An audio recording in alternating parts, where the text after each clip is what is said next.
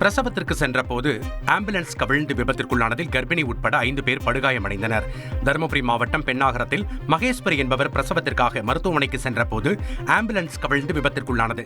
இதில் படுகாயமடைந்த கர்ப்பிணி பெண் மகேஸ்வரி, அவரது கணவர் உட்பட 5 பேர் உடனடியாக மீட்கப்பட்டு தனியார் ஆம்புலன்ஸ் மூலம் மருத்துவமனையில் அனுமதிக்கப்பட்ட நிலையில் அங்கு மகேஸ்வரிக்கு குழந்தை பிறந்தது. மேலும் அதிக ரத்தப்போக்கால் மகேஸ்வரி மேல் சிகிச்சைக்காக வேறு மருத்துவமனைக்கு அனுப்பி வைக்கப்பட்டார். திருவண்ணாமலையில் 5 டன் எடையுள்ள தர்பூசணி பழங்கள் ஏரி மீன்களுக்கு உணவாக அளிக்கப்பட்டன. கோணலூர் கிராமத்தில் உள்ள பெரிய ஏரியை 1 லட்சம் ரூபாய்க்கு ஏலம் எடுத்தவர் அதில் 1 லட்சம் மீன் வகைகளை இனப்பெருக்கத்திற்காக விட்டுள்ளார். கோடை வெயிலின் தாக்கம் தொடங்கிய நிலையில் விவசாயிகளிடமிருந்து 5 டன் தர்பூசணி பழங்களை மொத்தமாக கொள்முதல் செய்து துண்டு துண்டாக வெட்டி படகில் சென்று மீன்களுக்கு உணவாக கொடுக்கப்பட்டது. கீரைகள், சோளப்பயிர்கள், மக்காச்சோளம் மாவு உள்ளிட்டவையும் மீன்களுக்கு உணவாக கொடுக்கப்பட்டது.